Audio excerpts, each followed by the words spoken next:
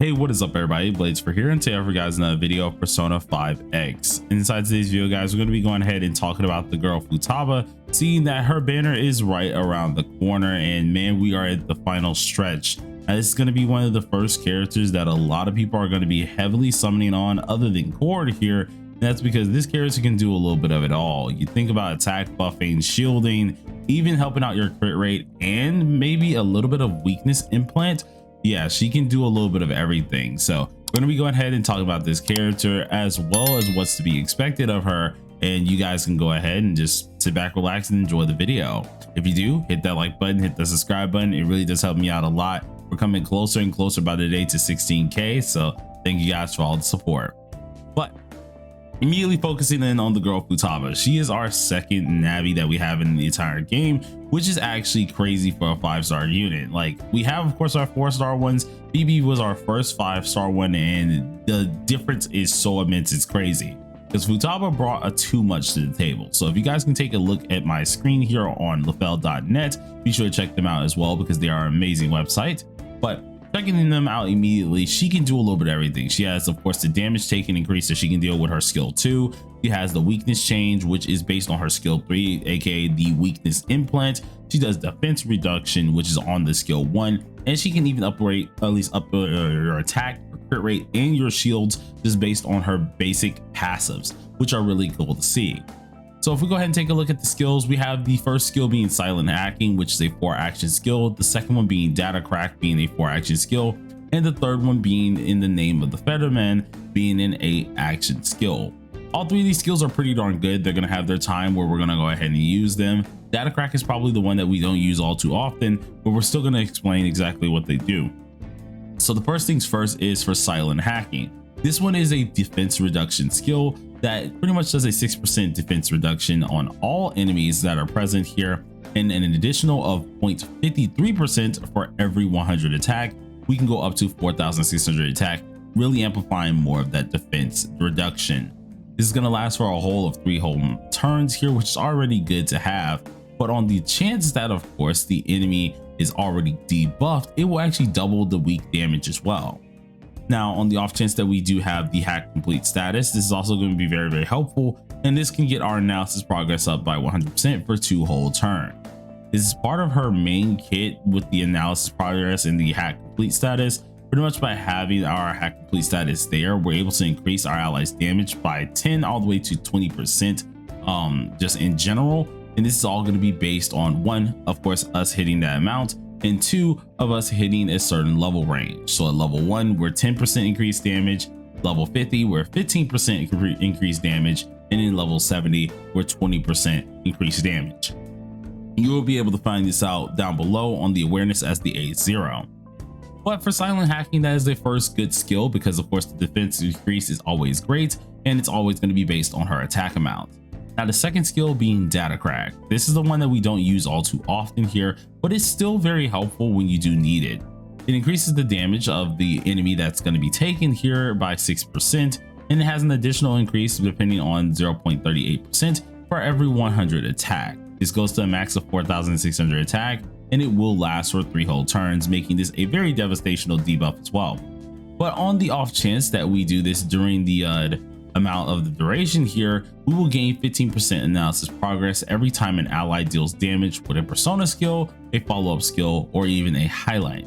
On the off chance we get the hack complete here, it will give all of us that lovely bonus at 100% of our analysis progress for 2 whole turns. Pretty decent, not too bad here, but you're not going to use this. It's going to be very, very niche depending on the situation that we do use this skill.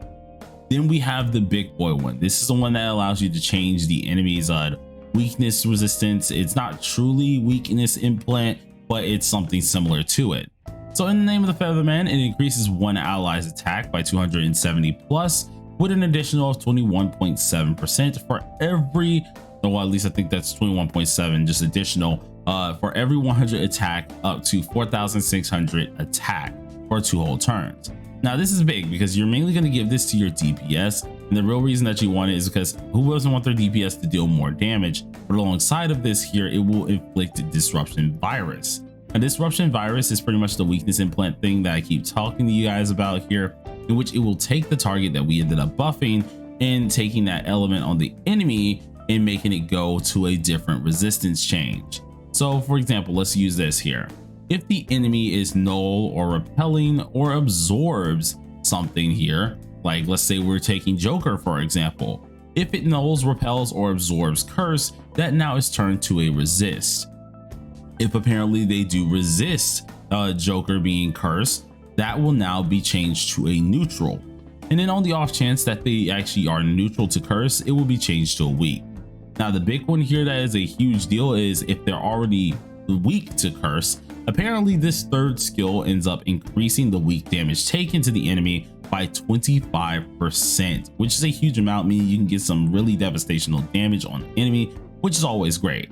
It pretty much makes Futaba a way to just say no to any element that you are dealing with, allowing you to still get some decent damage off no matter the situation, which is always a good thing. It only gets more broken as you slowly go up the awarenesses that she has, and she only gets more and more buffs that are just insane as we go through.